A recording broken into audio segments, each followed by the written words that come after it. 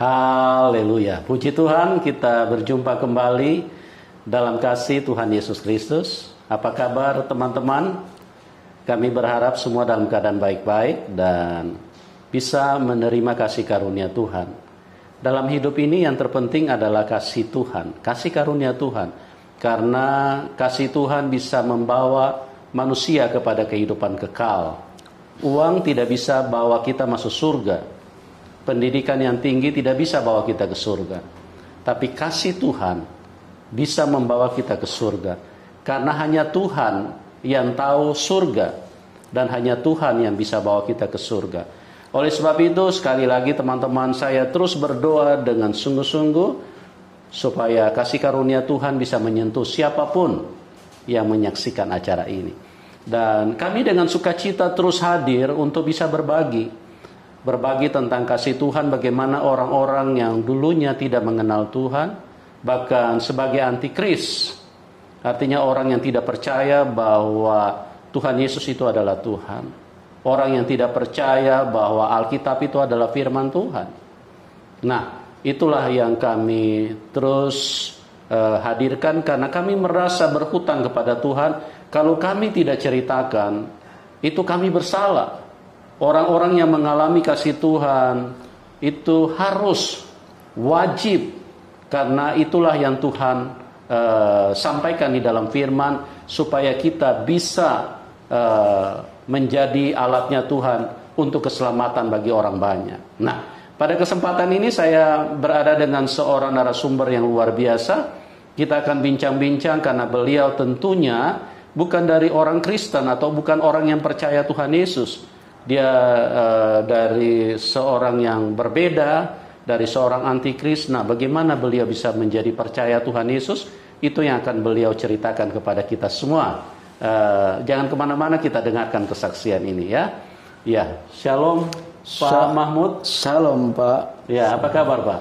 Puji Tuhan, Tuhan Yesus luar biasa. Haleluya. Tuhan Yesus dahsyat ya. Orang kalau sudah berjumpa dengan Tuhan Yesus itu beda ya. Dulunya anti Tuhan Yesus, tapi sekarang mengasihi Tuhan. Beliau banyak memenangkan jiwa, menceritakan siapa itu Tuhan Yesus. Nah, kita akan ikuti terus. Pak Mahmud, bisa diceritakan Bapak asalnya dari daerah mana Pak? Saya aslinya orang Madura, tepatnya dari Desa Petra, Kecamatan Tanah Merah, Kabupaten Bangkalan, Provinsi Jawa Timur. Oh, luar biasa. Jadi dari asal dari Pak Mahmud ini sudah tidak usah diragukan. Seseorang yang kental di dalam nuansa keagamaan ya. Nah, ini kan menjadi hal yang sangat penting untuk kita dengarkan. Kenapa beliau bisa percaya Tuhan Yesus? Ya, karena beralih dari iman yang lama kepada Tuhan Yesus itu tidak mudah, mustahil bisa terjadi kalau bukan kuasa Tuhan yang hadir di dalam kehidupannya. Nah, Pak Mahmud bisa diceritakan nih kepada teman-teman supaya mereka juga bisa tercerahkan, karena banyak orang yang tidak memahami tentang Tuhan Yesus. Nah, sebelum kita ke sana, yang saya mau tanyakan, kegiatan Bapak dulu kegiatan Bapak dulu waktu masih di kepercayaan lama seperti apa? Apa saja yang Bapak lakukan pada waktu itu? Ya, karena tradisi kehidupan orang Madura itu sangat kental dengan keagamaan Islam, budaya yang memang kita ada di semenjak ya namanya agama keturunan ya. Yang semestinya memang orang tua kita mengajar bagaimana kita mengenal Tuhan dengan baik, beribadah kepada Tuhan. Bukan di sana tidak ada pengajaran mengenal Tuhan, tapi dia harus menyembah Tuhan gitu. Ya, tentunya dari kecil sudah diajar sembahyang, puasa, dan melaksanakan rukun-rukun keagamaan saya lah. Sholat gitu ya. Sholat, yang mestinya sholat yang paling utama sholat. Saya dari kecil pun, karena memang itu suatu pengajaran yang saya pahami itu adalah kebenaran. Saya masih kecil, kalau tak sholat pun saya akan nangis. Oh, kenapa Pak? Ya karena merasa gimana? Pertama, merasa nanti saya tak dapat surga loh. Oh. Karena memang persyaratan untuk surga itu memang amal ibadah. Amal ibadah ya. Amal ibadah ya, tentunya paling utama adalah sholat. Melaksanakan kewajiban yang 5 waktu itu. Tentunya kita juga belajar tentang keagamaan dari sekolah, bukan hanya sekolah umum, sekolah madrasah. Bahkan saya setelah lulus SD pun saya tidak mau langsung ke sekolah umum SMP. Jadi harus masuk pesantren. Oh, lanjut ke pesantren. Sambil SMP juga belajar tentang agama kan. Karena saya pikir memang dulu pemahaman saya di budaya orang Madura itu agama yang menyelamatkan. Gitu.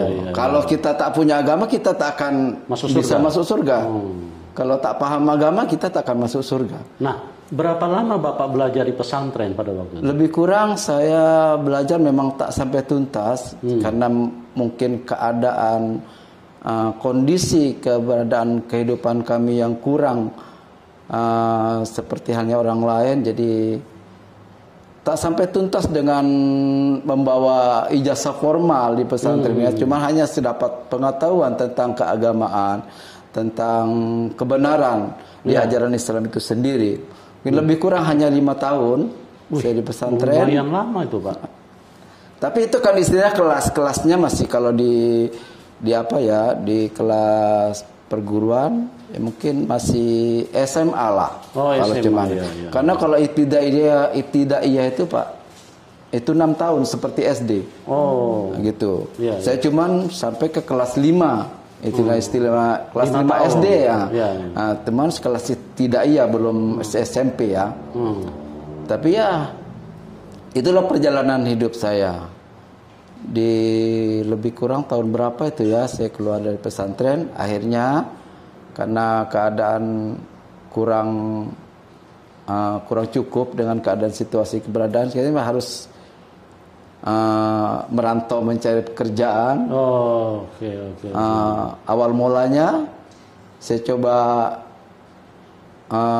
ingin berlayar tadinya. Ingin jadi pelaut gitu. Udah mulai. Nah, sebentar Pak, sorry saya potong. Sebelum lanjut, Bapak kan asal dari Madura ya? Iya. Tentu Madura. Masih bisa bahasa Madura. Oh, masih bisa sangat. Nah, coba sapa dulu sedikit teman-teman yang ada di saudara-saudara kita yang ada di Madura dengan bahasa daerah, Pak. Sedikit aja. Untuk tantretan saya Madura. Waktu dan kesempatan saya beda gula nyapa ben dadi sakseh pangeran saya bener. Ya pangeran Tuhan Yesus ya, agak susah Pak kalau dibilang dimaknain kalau bahasa Madura ini. Makanya kayak Bu Diana dalam salam satu dara. Dalam satu dara kan kalau dalam satu dara ring Madura saya pon paringi selamat kelaban pangeran saya bener itu pangeran Tuhan Yesus. Bapak mungkin bisa sampaikan doa buat teman-teman saudara-saudara di Madura supaya mereka bisa mendapatkan pencerahan, juga bisa mengenal siapa Tuhan Yesus. Ya, silakan Pak. Singkat saja, doakan. Ini bahasa Madura atau Pak? Bahasa Madura aja supaya untuk menunjukkan bahwa memang Bapak benar-benar asli dari sana. Ternyata saya pun lah paham tentang Nabi Isa.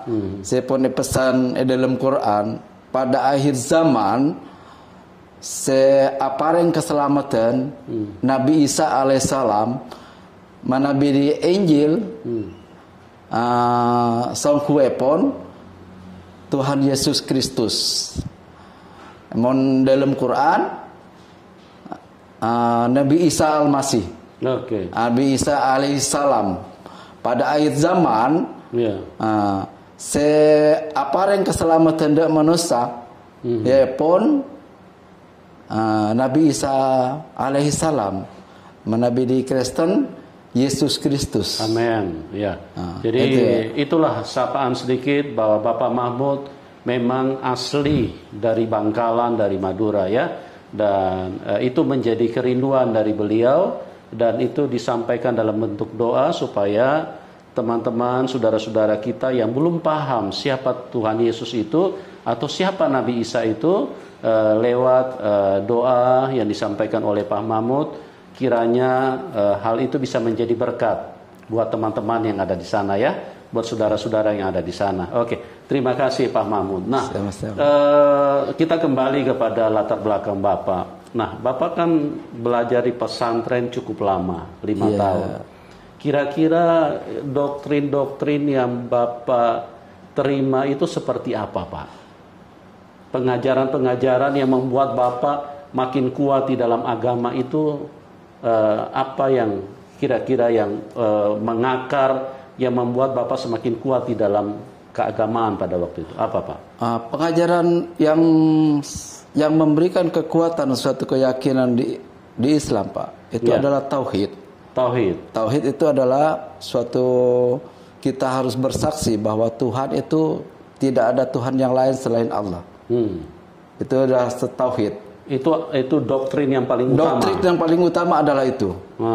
Karena di Islam ada 2 syahadat, asyhadu alla ilaha illallah wa asyhadu anna muhammadar rasulullah. Itu suatu akidah, dasar daripada akidah itu sendiri. Tauhid suatu pengakuan kepada keesahan Tuhan, kuasa Tuhan, dan Nabi Muhammad adalah utusannya sebagai utusan umat Islam. Itulah pengajaran dasar daripada Islam itu sendiri. Itu. Ya. Oke. Terus saya mau tanya, Pak. Pemahaman Bapak terhadap kepercayaan lain itu seperti apa pada waktu Bapak masih di Islam dulu? Khususnya ke Kristen. Ya, ke Kristen. Memang kalau di Islam agak ada jarak sebenarnya, karena di dalam Islam itu Tuhan itu adalah satu. Tapi setelah kita melihat suatu keyakinan Kristen itu ada Tritunggal, ada istilah Tritunggal. Pemahaman dari semula sebelum saya mengenal Tuhan Yesus yang sebenarnya, pemahaman Tritunggal ini adalah Tuhan adalah 3. Ini yang menjadi suatu kesalahpahaman bagi saudara kita umat Islam. Tritunggal itu bukan berbicara bilangan, bukan bicara angka. Tapi Tritunggal adalah berbicara tentang keesaan Allah.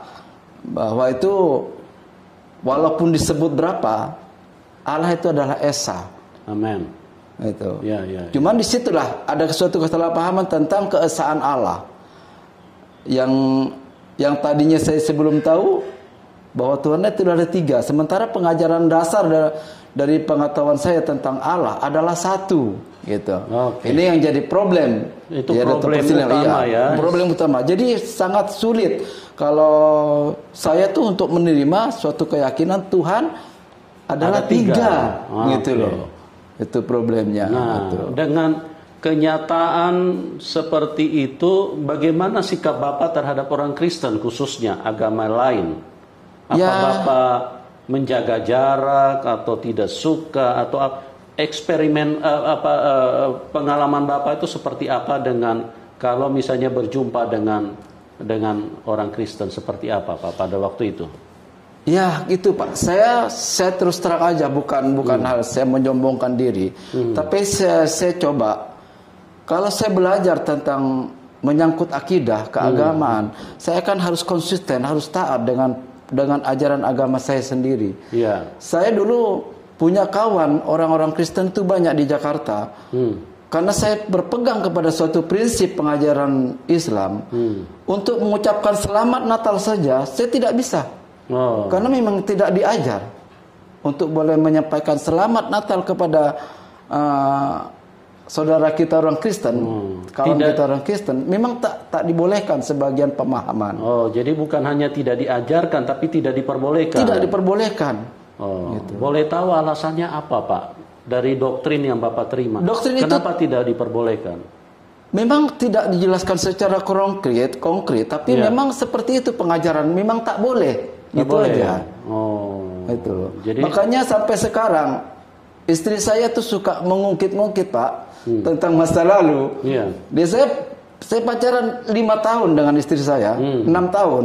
Selama 6 tahun saya pacaran, kan tentunya jumpanya 6 kali Natal kan. Iya. Tak pernah sekalipun saya mengucapkan selamat Natal. Itu yang masih dibangkit sampai sekarang. Sama istri saya. Untung Bapak tidak diceraikan. Itulah. Itu Pak. Ya kisah perjalanan ini ya. Perjalanan saya berumah tangga. Terus bagaimana Bapak menjelaskan? Itulah saya bilang. Padahal calon istri itu kan orang yang sangat disayangi. Kenapa? Bagaimana Bapak bisa menjelaskan? Saya tidak akan mengucapkan itu. Iya. Bagaimana memang Bapak seperti menjelaskan? saya bilang gini. Pengajaran saya memang berbeda. Itu suatu ajaran yang memang karena saya masih di Islam, saya harus mentaati aturan Islamnya. Saya bilang, jangan jadi permasalahan. Yang penting kita boleh berkawan. Saya bilang, saya gini Pak. Dulu waktu saya pacaran, saya kan walaupun saya jalan main, semua kita pergi ke Ancol, kemana, ke Tijalan. Kalau saya waktunya sholat, saya harus sholat. Ya. Jadi tidak boleh ditinggalkan, tidak boleh diabaikan. Iya, walaupun kita seumpama jalan bulan puasa, saya tak akan pernah makan karena memang saya harus puasa. Tidak boleh ada satu kali pun absen. Tidak. Jadi Bapak sangat ketat ya menjalankan kaidah-kaidah ini ya agama. Iya betul. Mungkin kapan-kapan kita jumpa dengan istri saya, boleh menjadi saksi bukti ya bahwa saya kalau jalan semua jalan bulan puasa di siang hari, mereka makan silakan makan. Saya tidak akan makan karena saya masih dalam Islam. Saya harus mentaati segala perintah yang saya terima dalam ajaran Islam itu sendiri. Saya tidak akan pernah meninggalkan puasa. Saya tidak akan pernah meninggalkan sholat. Iya. Bahkan saya waktu di Jakarta Pak ya, di tempat Bapak saya tinggal tuh, setiap bulan puasa yang dicari dengan ibu RT tempat saya tinggal pastinya saya, karena saya penggerak pemuda untuk bertadarusan membaca Al-Quran di bulan puasa. Saya minimal 1 bulan itu menghatam Quran itu 3 kali hatam. Minimal itu untuk tadarus untuk khusus 1 bulan puasa. Bulan puasa aja 3 kali. 3 kali harus hatam. Tapi kan bukan hanya 1 orang karena itu tadarus bareng-bareng Pak. Sama-sama kan. Nanti saya gerakan ya pemuda kan rata-rata di kota besar tak banyak yang bisa baca Quran Pak. Cuman sekedar bisa saja. Tapi untuk masuk ke dalam tahap tadarus baca Al-Quran secara lebih tinggi yang lancar gitu, seperti yang ya dia masuk speaker atau apa, mungkin mereka masih malu karena bacaannya pun kurang pas gitu kan. Setiap hatam ibu RT pasti nanya kapan hari apa hatam, karena dia akan potong ayam masak lah. Istilah untuk ngataman Quran tuh setiap hatam ibu RT pasti nanya hari apa kita, kapan, berapa hari lagi bisa hatam tadarusan. Nanti Bu RT boleh antar makan. Kalau sudah hatam pasti kasih makanan. Betul. Sebagai apa, rasa syukur lah ya. Suka udah hatam 1 kali, kedua kali lagi. Cuma gitu kan. Nah, kita balik sedikit lagi nih Pak. Itu tadi kan dengan istri. Kalau dengan orang lain, Bapak punya pemahaman seperti apa? Apa Bapak menghindari mereka atau Bapak misalnya ada rasa tidak suka, rasa benci atau bagaimana Bapak? Pada waktu itu, waktu Bapak masih di keyakinan lama, kalau ketemu dengan orang Kristen. Pastinya Pak, pastinya itu memang tidak suka. Karena suatu pengajaran itu karena doktrin kan. Yang masuk surga itu hanya orang Islam. Karena prinsip orang Islam adalah gini, inna dina indallahil Islam. Tidak ada agama yang diterima yang paling berkenan kepada Tuhan selain Islam. Ini prinsip Pak. Ini tidak mudah. Tidak mudah untuk dialihkan sebagai umat Islam. Itu harga mati. Harga mati. Tanpa Islam kita tak selamat. Tak masuk surga. Di suatu pemahaman Islam. Gitu ya. Sekeras itu, sekeras itu memang. Nah, izinkan saya bertanya, Pak. Bapak kan begitu keras, begitu ketat di dalam pemahaman agama. Nah, bagaimana Bapak bisa pacaran dengan orang Kristen? Mungkin pertama di suatu ruang lingkup kerja pertamanya ya. Tapi saya yakin ini adalah cara Tuhan. Cara Tuhan yang luar biasa tanpa sepengetahuan saya. Terus saya boleh diingatkan kembali, Pak ya. Diingatkan kembali setelah saya punya kawan-kawan orang Kristen banyak, saya diingatkan kembali dengan ajaran saya bahwa saya tuh Tuhan juga mengajar di Quran bahwa kita tuh punya hubungan bukan hanya kepada Tuhan saja. Hanya kepada itu Tuhan. Harus horizontal di antara vertikal dan horizontal, gitu loh. Jadi kata Tuhan gini, hablum minallah, hablum minannas. Kalau kau memang punya hubungan baik dengan Allah, dengan Tuhan, kita harus menjalin hubungan baik dengan manusia. Itu prinsip saya, melangkahnya saya bisa berteman dengan orang Kristen. Itulah firman Tuhan di Quran itu sendiri yang mengajar saya gitu. Oke. Jadi teman-teman, cara Tuhan itu melampaui akal manusia ya. Memang Pak Mahmud di dalam doktrin yang beliau terima pada waktu itu sangat ketat dan sangat keras untuk membatasi jangan sampai pemahaman-pemahaman yang di luar, yang berbeda dengan agama yang beliau yakini pada waktu itu, jangan sampai terkontaminasi dengan keyakinan beliau. Tapi cara Tuhan itu di luar kemampuan kita. Sehebat apapun kita mempertahankan diri, kalau Tuhan memanggil, kalau Tuhan menghendaki, kalau Tuhan ingin menyelamatkan seseorang, maka Tuhan bisa memberikan hikmat. Dan Pak Mahmud melalui pengertian-pengertian yang dia dapat di bagian lain dari ayat-ayat yang dia yakini pada waktu itu, bahwa hubungan bukan hanya kepada yang di atas, tapi kepada sesama manusia juga itu harus baik. Nah, itulah yang membuat bagaimana cara Tuhan bisa masuk di dalam kehidupan seseorang.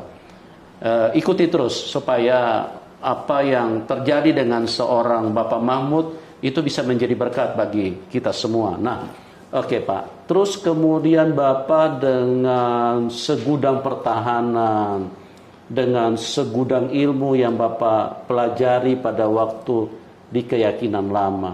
Nah, bagaimana sampai Bapak bisa beralih? Apa yang terjadi dengan Bapak Mahmud? Saya juga bukan menerima suatu pengajaran dari luar keyakinan saya dulu, Pak. Saya mempelajari suatu keyakinan yang saya yakini, saya pelajari. Yang pertama tadi hablum minallah wa hablum minannas. Dan yang kedua, misi Nabi Muhammad lahir ke dunia itu rahmatan lil alamin. Tuhan berbicara dalam Quran, wa ma arsalnaka illa rahmatan lil alamin. Tuhan tidak mengutus Nabi Muhammad kecuali untuk rahmat bagi seluruh alam. Jadi keberadaan Nabi Muhammad lahir itu memang menjadi suatu rahmat, kabar baik kepada seluruh alam, gitu. Dan realisasinya bagaimana gitu loh. Dan saya coba pakai itu juga. Kalau saya tadinya anti dengan kawan-kawan yang Kristen atau di agama yang lain, tapi saya setelah belajar ini, untuk apa saya meyakini sebuah Islam kalau saya harus anti dengan orang lain? Toh misinya Nabi Muhammad Tuhan lahirkan untuk rahmat bagi semua alam. Berarti bagi semua orang. Itu bukan berbicara agama di sana. Yang pertama tadi Tuhan berbicara hablum minallah wa hablum minannas. Yang nas di sini adalah semua manusia. Bukan yang beragama ini, beragama itu. Bukan satu agama. Bukan satu agama kan gitu. Dari situ berawal bahwa kita tidak bisa membatasi hubungan dengan manusia karena Tuhan berbicara dengan manusia. Tuhan tidak berbicara dengan agama. Jadi kalau nas itu hablum minannas, semua manusia. Semua manusia. Tidak yang ada tak punya agama pun, yang tak ada golongan tertentu. Tak ada golongan tertentu. Tidak punya agama pun, kita harus berhubungan baik. Itu perintah Tuhan loh. Hablum minallah wa hablum minannas. Kalau memang kau baik hubungannya dengan Tuhan, kau harus baik dengan hubungan dengan manusia. Karena manusia juga ciptaan Tuhan kan. Kemudian ditambah dengan rahmatan lil alamin. Itu misi Tuhan terhadap Nabi Muhammad. Nabi Muhammad dilahirkan untuk menjadi rahmat bagi seluruh alam. Ini suatu pengajaran. Makanya kenapa harus saya membatasi? Kalau memang saya ini nih pengikut Nabi Muhammad, umatnya Nabi Muhammad, kita tak boleh anti kepada agama lain. Agama lain. Tidak boleh anti dengan pemahaman yang lain, manusia lain, alam-alam yang lain seperti itu kan. Alam pemahaman ini alam satu paham atau mungkin komunitas gitu, atau suku-suku mungkin itu adalah alam, makna alam kan, seluruh alam kan itu. Terus kedua, misi Nabi Muhammad juga gini, Tuhan berbicara di dalam firman-Nya, bu'istu li'utamima makarimal akhlaq. Dan Tuhan melahirkan Nabi manusia, melahirkan Nabi Muhammad agar membawa misi bahwa Nabi Muhammad untuk memperbaiki perilaku orang, perilaku kehidupan yang sudah di luar konteks kebenaran Allah gitu. Jadi pada zaman itu bercerita tentang kisah ini firman zaman jahiliyah, mereka tidak mengenal tentang kebaikan Tuhan, tidak mengenal kasih, mereka main bunuh. Makanya Tuhan lahirkan Nabi Muhammad untuk memperbaiki akhlak manusia yang sudah rusak, yang sudah saling membunuh satu dengan yang lain. Itu nabi misi Tuhan terhadap Nabi Muhammad. Kenapa saya harus membenci? Atau juga misi kita harus berbagi, kalau bahasa ini berbagi kasih, saling menasehati, saling memberkati, saling mendoakan, saling menopang, kan itu isinya sebenarnya. Kenapa harus saya anti dengan pemahaman yang lain? Ini belum saya dapat pengajaran tentang Kristen loh Pak. Belum. Pada waktu itu masih di keyakinan lama. Belum. Tapi saya sudah bisa seperti itu, saya mengkaji. Ini kenapa saya harus bertolak belakang dengan pengajaran saya? Toh dulu pengajarannya seperti ini. Misinya Nabi Muhammad itu jadi rahmat lil alamin. Menjadi rahmat bagi semua orang, bagi semua alam. Kenapa saya harus membatasi hubungan gitu dengan yang lain? Itu berarti memang Roh Kudus mulai bekerja. menjamah. Itu di luar pikiran saya bagaimana Tuhan bekerja dalam hidup saya. Cuman pada suatu ketika dulu saya masih kecil, belum sampai saya dapat suatu pemahaman tentang ajaran agama. Saya pernah sakit, terus saya pernah buka radio. Buka radio itu kalau tidak salah tentang Paskah. Tentang Paskah, berbicara suatu pengorbanan. Pengorbanan lah Paskah, tentang pengorbanan Paskah. Pengorbanan ya, karena tentang Tuhan Yesus kematian Tuhan Yesus. Tapi urayanya itu dari Abraham. Itu khutbah itu di radio saya dengar. Ini masih sakit, saya punya radio kecil dulu Pak. Saya dengar ini kayaknya ada pengajaran yang benar ini. Abraham mempersembahkan Ishak, bukan Ismail. Sementara saya dari kecil udah tahu bahwa yang dipersembahkan Abraham itu Ismail. Gitu kan? Yang toh jadi budaya sampai sekarang, yang diganti domba gitu. Terus sampai pada suatu pengorbanan Tuhan Yesus di kayu salib gitu. Ini sebenarnya itu belum saya pahami itu Pak. Saya itu masih kecil, usia berapa masih kecil. Lebih kurang berapa ya? Cuma saya udah mengerti bahasa lah istilahnya, bahwa ya udah sekolah lah. Cuma masih kecil remaja gitu. Lah ya. Mungkin 12 masih SD gitu lah Pak. Cuman udah saya boleh paham tentang itu pengorbanan, tentang seperti Ismail, karena saya suka dengan cerita-cerita tentang perilaku kehidupan manusia sebelum saya gitu, sejarah gitu ya. Jadi memang kalau dilihat ini Roh Kudus mulai mengambil alih dan mulai menyatakan kebenaran kepada Bapak ya. Walaupun istilahnya Bapak masih kecil, tapi Bapak bisa fokus kepada apa yang disampaikan ini, bahwa ini adalah satu kebenaran. Iya.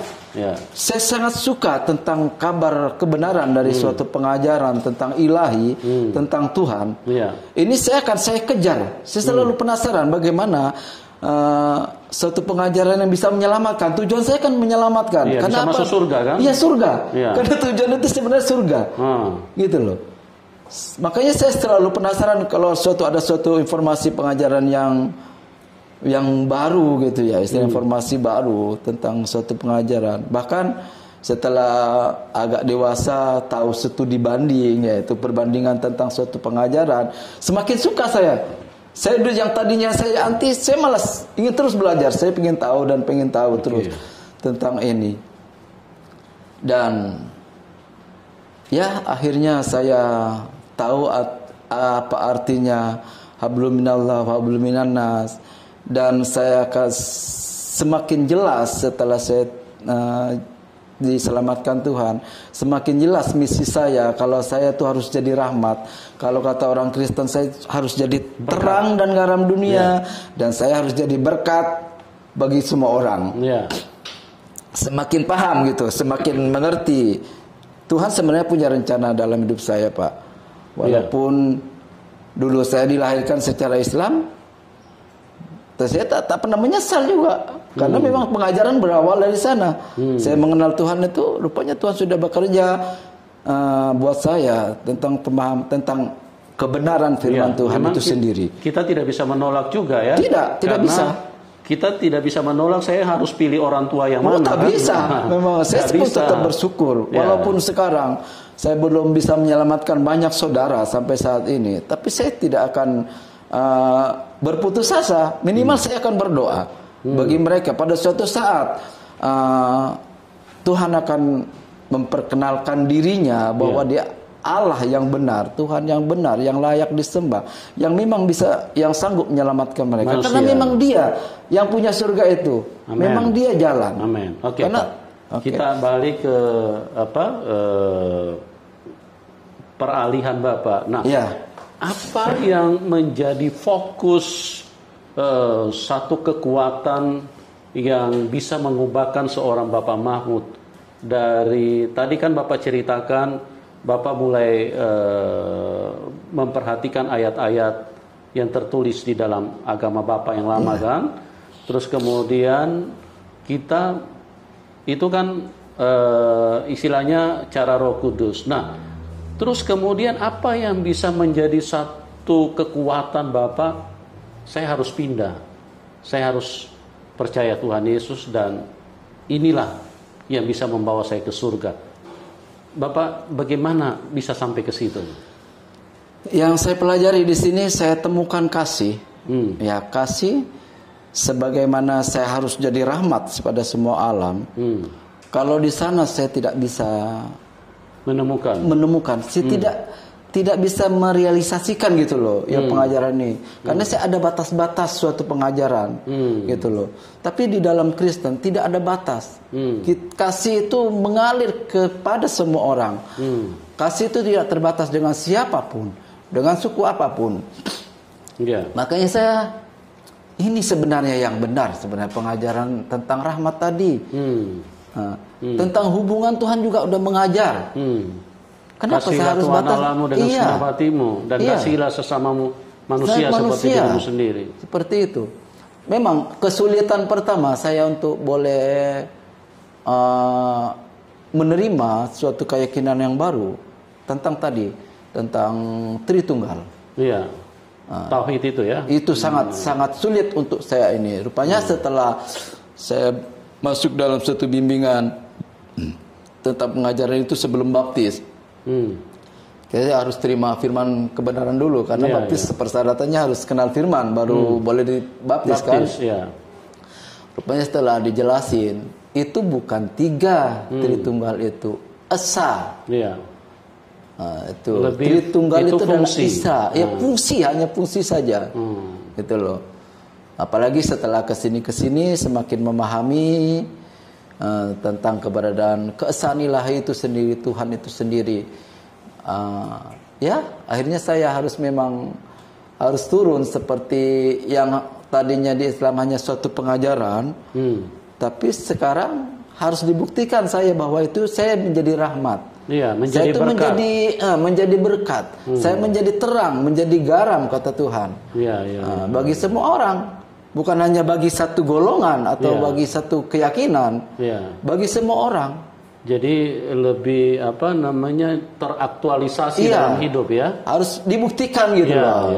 Karena seperti firman Tuhan kalau di Injil, iman tanpa perbuatan adalah mati.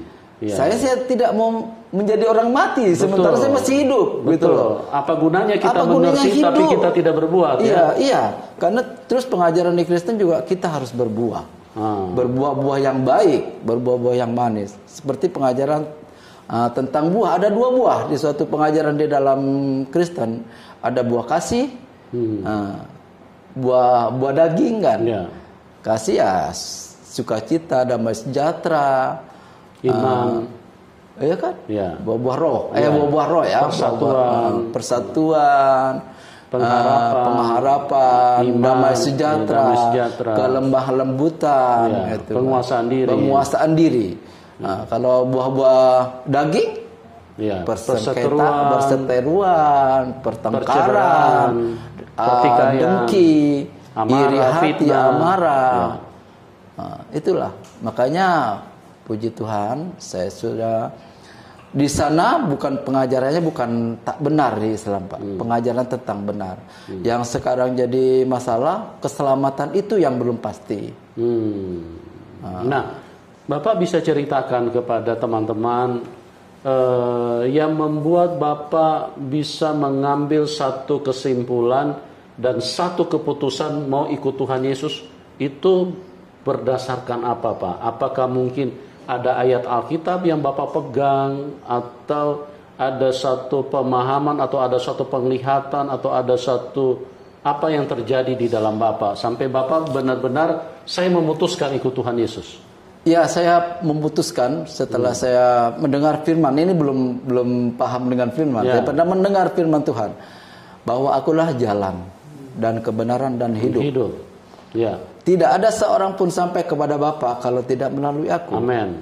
Itu satu-satunya firman Tuhan yang saya mengambil suatu keputusan. Kalau saya pengen sampai ke surga seperti dulu saya pengajaran di Islam, tujuan kita kan surga. Tidak akan pernah sampai ke sana tanpa Tuhan Yesus, tanpa Isa alaihissalam, Al-Masih di sana gitu loh. Karena pun juga di Al-Quran ada pengajaran bahwa pada suatu akhir zaman nanti yang menyelamatkan umat manusia adalah Nabi Isa alaihissalam. Rupanya Tuhan Yesus. Jadi semakin Roh Kudus tuntun Bapak untuk semakin jelas. Semakin jelas arahnya. Sebab kata Tuhan, aku jalan, kebenaran dan hidup. Kebenaran dan hidup. Tidak ada seorang pun yang sampai kepada Bapa ke surga tanpa melalui aku. Jadi mau pilih jalan mana lagi saya? Itulah jalan. Itulah jalan satu. Itulah jalan. Kalau pengen ke surga, inilah jalan. Tak ada yang lain. Tidak ada yang tidak ada jalan lain selain Tuhan Yesus. Satu-satunya. Tak ada. Bukan salah satu. Bukan salah satu. Satu-satunya. Jalan. Satu-satunya jalan. Tidak ada yang lain. Betul. Jadi teman-teman, firman Tuhan Yohanes 14 ayat 6. Akulah jalan kebenaran dan hidup. Tidak ada seorang pun yang bisa datang kepada Bapa kecuali melalui aku. Perhatikan baik-baik kalimatnya. Tidak ada seorang pun yang bisa datang kepada Bapa kecuali melalui aku. Saya percaya semua kita yang menyaksikan acara ini, kita terkategori sebagai orang. Dengarkan teman-teman, saya mengasihi siapapun Anda. Firman Tuhan berkata, tidak ada seorang pun yang bisa datang kepada Bapa di surga kecuali melalui aku. Karena dialah penebus dosa. Banyak orang terlalu sombong dan tidak membutuhkan penebusan dosa. Mereka berkata, kami bisa datang sendiri kepada Tuhan. Tidak bisa. Tuhan itu kudus. Manusia sejak dari kecil, manusia sudah najis. Bagaimana bisa dibuktikan kenajisannya? Sejak dari kecil manusia sudah pintar marah-marah. Itu tabiat kenajisan. Sudah pintar iri hati, sudah pintar membenci. Sejak dari kecil manusia sudah pintar berbohong. Dan tidak ada manusia yang senang dengan berbohong. Ya, coba dengar bahasa istri kepada suami. Kamu jangan bohongi saya ya. Suami kepada istri, kamu jangan bohongi saya ya. Orang tua kepada anak, kamu jangan bohongi saya ya. Anak kepada orang tua juga sama. Papa mama jangan bohongin saya ya. Apalagi bos sama karyawan. Tidak ada manusia yang ingin dibohongi. Tapi manusia semua pandai berbohong. Bagaimana manusia bisa layak di hadapan Tuhan? Tidak ada. Hanya Dia yang turun dari surga. Dia yang kudus, yang bisa tebus dosa kita. Jadi ingat, tidak ada seorang pun, luar biasa, ya. Tidak ada seorang nabi yang berani berkata seperti ini. Tidak ada. Tidak ada seorang rasul yang berani berkata seperti ini, kecuali Tuhan sendiri. Tidak ada seorang pun yang dapat datang kepada Bapa kecuali melalui aku. Kisah 4 ayat 12, di bawah kolong langit ini tidak ada nama lain. Di bawah kolong langit. Di bawah kolong langit ini tidak ada nama lain yang olehnya manusia bisa diselamatkan kecuali di dalam nama Tuhan Yesus Kristus. Di bawah kolong langit ini teman-teman. Saya percaya semua manusia masih tinggal di bawah kolong langit ini. Kecuali Anda sudah pindah di atas langit. Nah, ini firman bukan untuk Anda. Tapi selama kita masih tinggal di bawah kolong langit ini, tidak ada satupun yang bisa luput dari firman Tuhan ini. Di bawah kolong langit ini tidak ada nama lain yang olehnya manusia bisa diselamatkan. Cepat datang kepada Tuhan. Dia mengasihi siapapun Anda. Dia mengasihi Bapak Mahmud. Dia mengasihi Anda. Siapapun kita. Dia tidak pilih-pilih. Kau orang Kristen bukan? Tidak. Karena dia bukan Tuhannya orang Kristen saja, tapi Tuhan semua manusia. Ya, oke, kita lanjutkan lagi supaya lebih menguatkan, lebih mencerahkan, dan lebih menuntun kita kepada apa yang kita rindukan selama ini. Nah, Pak Mahmud, ya. Bapak dengan ayat itu menjadi yakin, ya. menjadi terang untuk mengambil satu keputusan. Iya. Oke. Selain ayat ini, ada nggak ayat lain atau ada peristiwa lain yang juga membantu Bapak menjadi kuat bahwa Tuhan Yesus adalah Tuhan yang benar?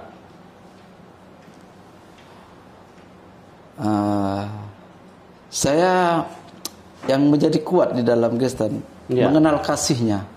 Kasihnya yang tidak terbatas. Ketika di pengajaran lama untuk mencari suatu keselamatan itu, bapak saya pun bilang, waktu saya lahir pun saya sudah diakikahkan potong kambing. Itu kan. Ini sebagai wujud pengorbanan bahwa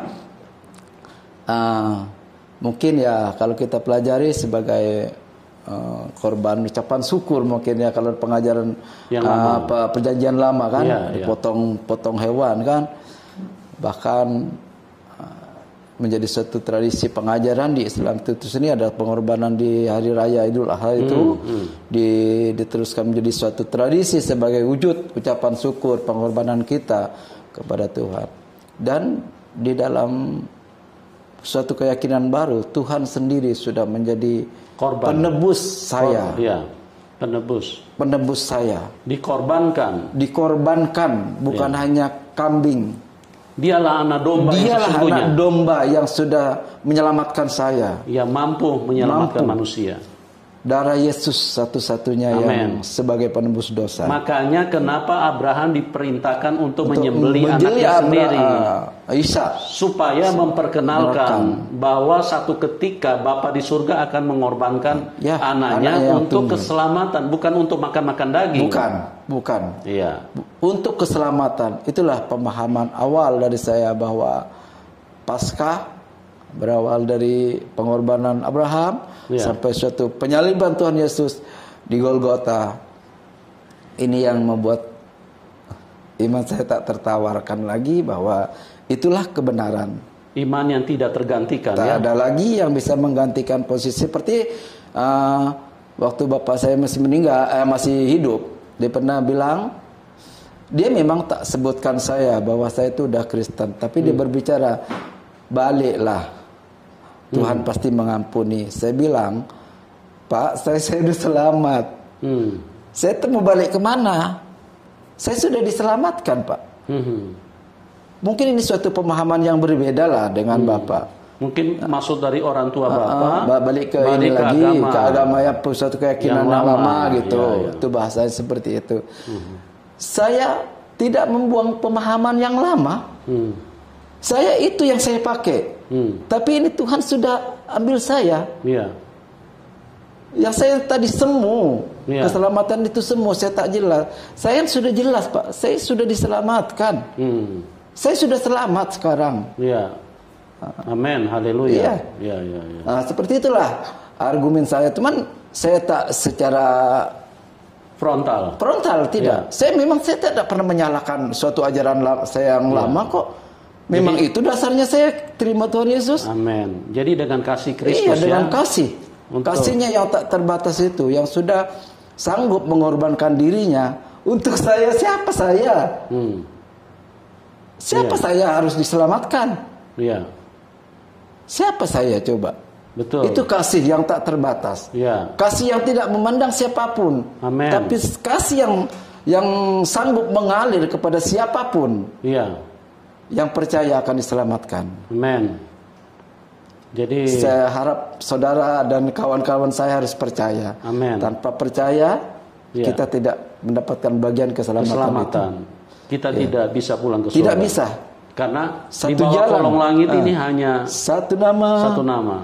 Dan satu jalan, satu-satunya hanya Amen. Tuhan Yesus. Jadi tidak ada yang lain. Teman-teman, kita mau ke surga mau pakai apa? Mau pakai pesawat? Nggak bisa. Nggak bisa, ya. Apalagi kita misalnya naik motor, mau motorcycle, nggak bisa, ya. Kita mungkin nanti kalau cuma pakai kendaraan, bisa-bisa nanti cuma ke rumah sakit. Tapi hanya Tuhan Yesus, dan dibuktikan 2000 tahun yang lalu, satu-satunya manusia yang pernah naik ke surga. Karena dia turun menjadi manusia, jangan Anda salah mengerti lagi, dia manusia kok dituhankan. Ini adalah intimidasi setan yang banyak tidak disadari manusia. Kok Tuhan berkolor, kok Tuhan mati disalib. Itu intimidasi setan, teman-teman. Pembodohan yang dimasukkan setan di dalam pikiran manusia. Dialah satu-satunya yang naik ke surga. Siapa yang bisa bawa kita ke surga? Tidak ada. Manusia-manusia mungkin bisa buat janji, tapi kita perlu pembuktian. 2000 tahun yang lalu disaksikan oleh banyak mata. Ratusan mata melihat Tuhan Yesus naik ke surga. Bahkan sampai sekarang ini ribuan jutaan manusia yang mengalami mujizat, dan Tuhan Yesus menyatakan diri di dalam hidup mereka. Karena dia Tuhan yang hidup, dia naik ke surga, dialah yang berinteraksi langsung dengan manusia. Ya, jangan terlambat teman-teman. Tidak ada jalan yang lain, ya. Hanya dia yang bisa bawa kita ke surga. Nah, Pak Mahmud, pertanyaan saya selanjutnya. Setelah Bapak percaya Tuhan Yesus, tantangan apa yang Bapak terima?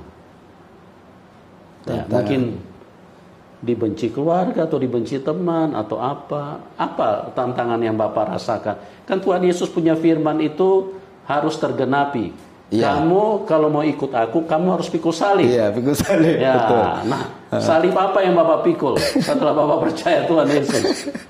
Iya, ini mungkin hanya ekonomi mungkin Pak yang saya sangat terbelakang mungkin dibanding dengan saudara-saudara saya yang lain gitu. Saya harus bekerja keras, berjuang untuk bisa menyekolahkan anak-anak, karena banyak bahasa-bahasa yang sumbang seperti iblis mengintimidasi Tuhan Yesus ya. Saya bilang, dengan keberadaan saya ini ada bahasa, bisa sekolah tak anakmu? Gitu kan? Karena sudah keluar dari iman ya. Terus dalam keadaan yang susah juga begitu Pak. Bahkan yang kadang saya mengelus dada gini, itu orang Kristen gitu loh, tapi kok kadang-kadang mencibir gitu ya. Ada kalanya gini, entah mereka mengejek atau Atau kagum, saya pun sih tidak paham. Karena dulu saya cuma kerja bangunan, Pak ya. Anak saya sekolah di TK swasta. Ada tetangga saya itu memang dia tergolong orang kaya ya, dia golongan orang kaya lah kalau dibanding kehidupan saya. Kok bisa kalian anaknya sekolah di swasta ngojek lagi gitu kan? Aduh Tuhan, seperti ini rupanya ya. Dia bilang kan bahasa itu. Saya bangga dengan Tuhan. Saya tak anggap suatu ejekan, Pak. Saya itu suatu ucapan syukur.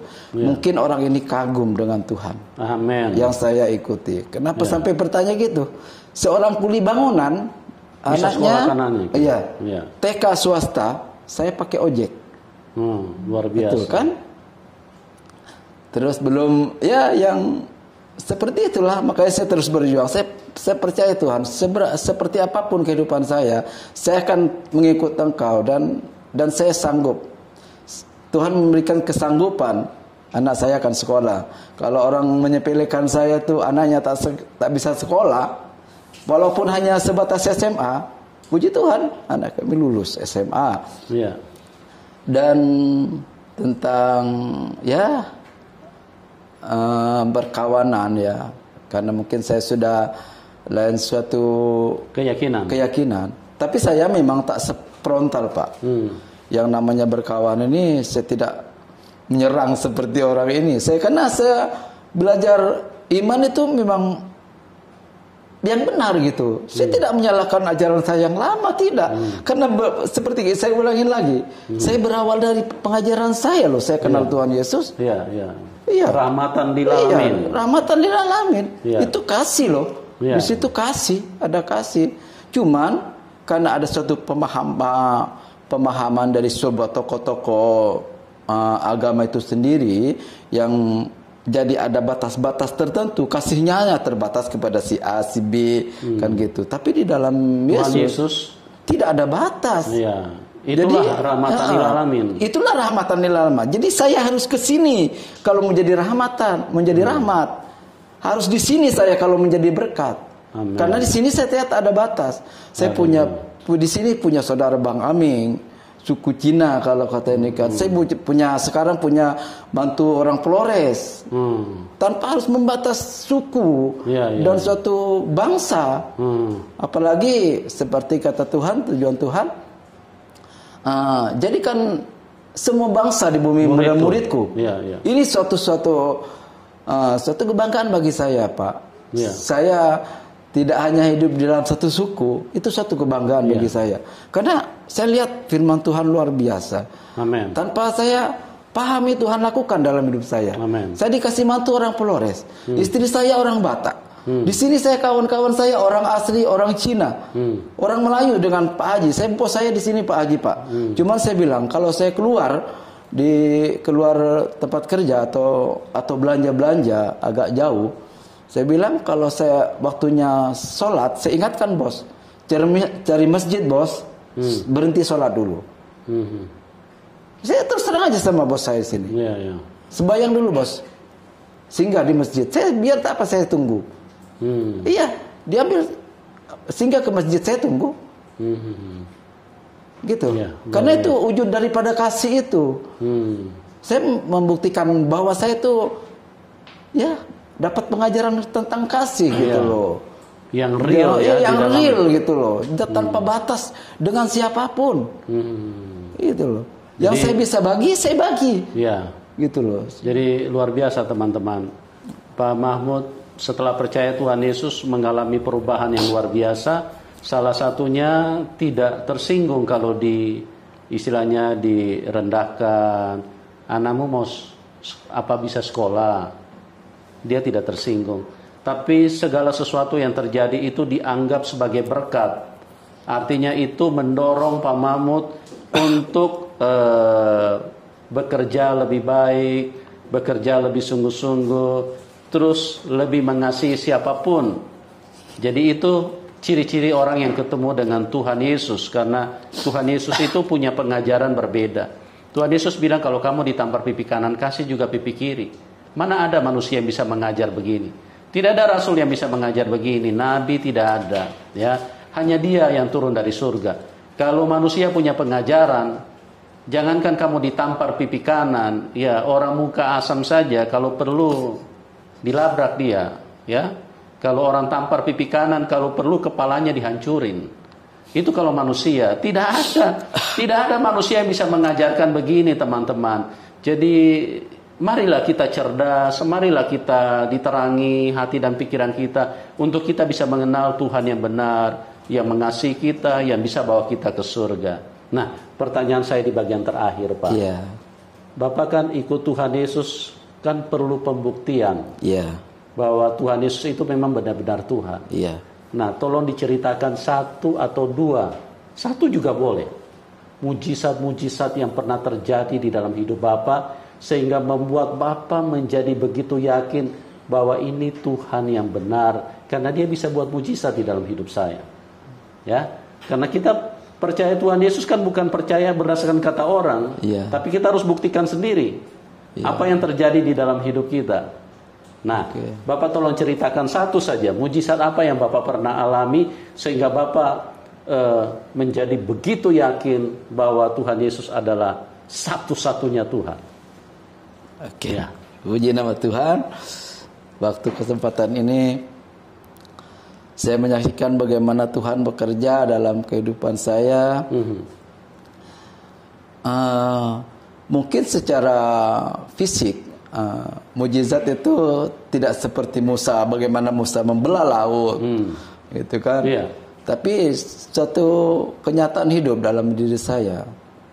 Pertama, saya tidak pernah takut. Saya tidak pernah malu dengan keberadaan saya. Tuhan itu ada. Saya tidak pernah malu dengan kekurangan yang saya alami dalam hidup saya. Dan saya tidak mau menutupi identitas saya. Yang tadinya Islam sekarang Kristen. Di sini pun saya terus terang. Karena saya tidak pernah takut lagi. Hidup kata Tuhan adalah kesempatan. Amin. Dari Tuhan Yesus. Dan mati adalah keberuntungan. Amin. Untuk apa lagi saya takut? Sebetulnya, saya punya Tuhan Yesus kok. Sebetulnya itulah mujizat terbesar di dalam hidup. Itulah mungkin Pak mujizat terbesar. Karena kalau di dalam dunia ini manusia ketakutan. Makan takut, mau jalan takut. Sudah dewasa takut tidak dapat jodoh. Mau kerja takut tidak berhasil. Takut rumah tangganya bermasalah. Takut anak-anaknya jadi anak-anak yang nakal. Semua setiap hari penuh dengan ketakutan. Bahkan sampai para pemimpin pun juga dipenuhi dengan ketakutan. Takut ini, takut ini, takut ini. Tapi orang yang percaya dengan Tuhan Yesus, orang yang berjumpa dengan Tuhan Yesus, dia tidak punya rasa takut. Kenapa dia tidak punya rasa takut? Karena Tuhan Yesus itu nyata. Dalam hidup ini kita mengalami bahwa Tuhan Yesus menyertai kita. Jadi kita tidak pernah takut dengan itu. Luar biasa teman-teman. Jadi mujizat terbesar di dalam hidup ini adalah keberanian kita untuk menghadapi apapun. Karena apa? Bukan kita berani berkelahi, tidak. Tapi berani dalam kebenaran bahwa ada Tuhan yang menyertai kita. Karena di dunia ini iblis selalu mengintimidasi dengan ketakutan, takut tentang kesehatannya, takut tentang hari esok, takut tentang apapun di dalam hidup ini, takut tentang pendidikannya, tidak bisa bayar, tidak bisa apa, semuanya ketakutan menghantui hidup manusia. Mungkin Anda sedang ketakutan. Lihat Pak Mahmud. Dia tidak takut karena ada Tuhan Yesus yang menyertai dia. Tidak perlu yang seperti dikatakan oleh manusia mujizat itu harus secara fisik besar-besar, harus laut terbelah. Tidak perlu. Karena Tuhan buat mujizat ini sesuai dengan kebutuhan kita. Karena pada waktu itu orang mau jalan, orang banyak, memang laut harus dibelah Tuhan. Jadi di dalam hidup ini mujizat terus Tuhan sediakan di dalam hidup kita. Kalau jalan tertutup, ada laut di depan, Tuhan akan buat jalan buat hidupmu. Tuhan Yesus adalah pembuat mujizat. Tuhan Yesus mengasihi hidupmu dan Tuhan Yesus menunggu hidupmu. Tuhan Yesus mengasihi Anda. Apapun latar belakang. Mungkin ada yang berkata, saya beda iman, tidak masalah. Karena Tuhan Yesus itu bukan Tuhan satu agama, dia Tuhan untuk semua orang. Mungkin ada yang berkata, saya punya kehidupan hancur-hancuran. Tidak apa-apa. Justru itulah Tuhan mau masuk di dalam hidupmu untuk mengubah kehancuran hidupmu dan engkau akan dijadikan baik. Oke, terima kasih buat Pak Mahmud. Sama-sama Pak. Atas kesaksian yang luar biasa. Terima kasih. Bagaimana seseorang yang tadinya antikris, ya, tidak percaya kepada Tuhan Yesus. Masa Tuhan 3, ada Bapa, Putra, dan Roh Kudus. Bahkan ada lagi yang nyeleneh, menista Tuhan, ada Tuhan Ibu. Itu hanya karena Anda tidak mengerti. Tuhan itu hanya satu, teman. Tidak ada dua. Ya. Sebagai pembuktian saya ingin jelaskan, di seluruh dunia lubang hidung manusia itu cuma 2. Tidak ada yang 3 kan? Nah, itu menunjukkan bahwa Tuhan itu hanya satu. Jangan mau dibodoh-bodohin setan yang mengatakan, oh Tuhan orang Kristen itu ada 3. Tidak. Tuhan itu hanya satu. Hanya setan itu bodoh-bodohin manusia supaya manusia jangan percaya kepada Tuhan yang benar, kepada Tuhan Yesus. Supaya apa? Supaya manusia masuk neraka semua. Oke? Terima kasih buat semuanya. Tuhan Yesus baik dan kiranya kasih karunia Tuhan juga menyentuh hidupmu. Ya, doa saya supaya Anda semua mengalami kasih Tuhan. Oke, kita akan berjumpa di program selanjutnya. Tuhan Yesus memberkati dan salam kemenangan buat kita semua. Amin. Haleluya.